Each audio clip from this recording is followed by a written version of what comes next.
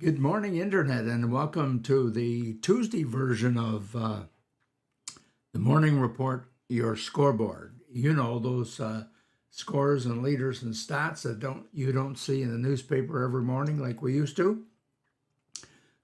Running into playoff times. Oh, phone just dinged here in the middle of this. Nice to have it close, but last night, a couple of decision makers, well, maybe not quite.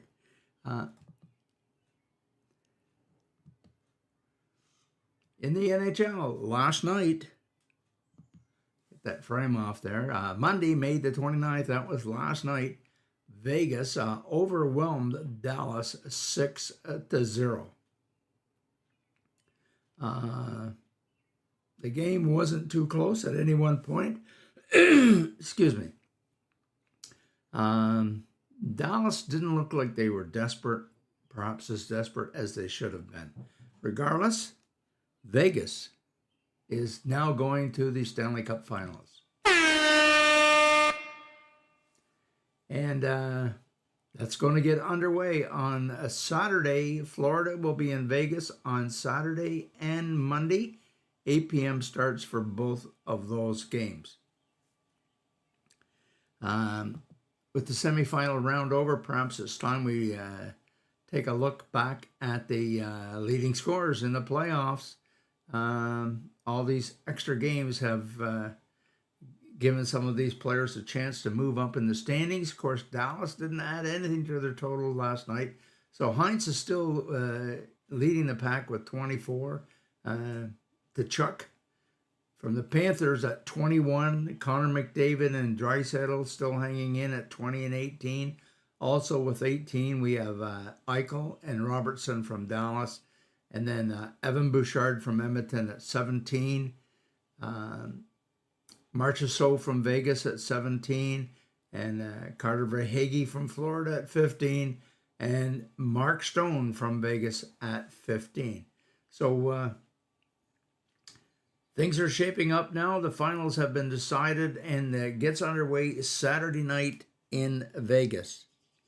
Meanwhile, out in Kamloops, doesn't look good for Gavin White and the Peterborough Petes now, as the Quebec Ramparts, under Patrick Roy, beat Seattle, the WHL champions, 3-1.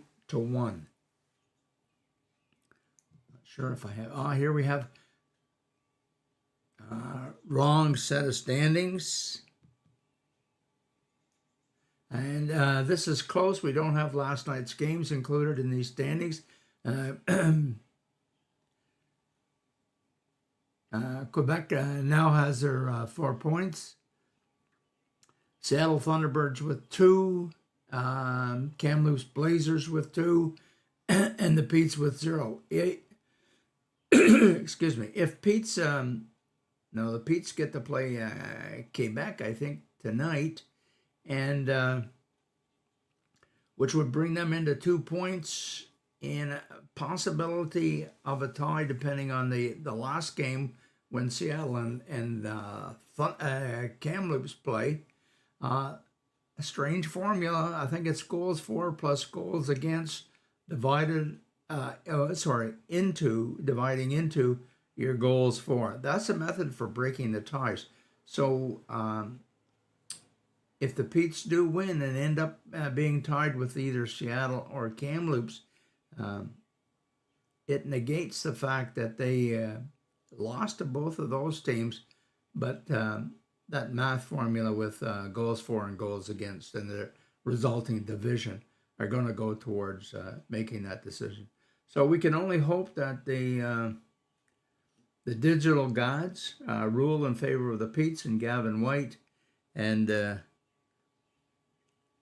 we'll get to see them again on the weekend on TSN. Well, that's it for this morning. I must report I was talking to Kenny Babcock. I had an exchange with him yesterday in Oshawa, and we may be looking at a baseball version of this over June, July, and August. Okay, thanks very much for watching. See everybody tomorrow with an update on, there won't be any NHL updates, but there will be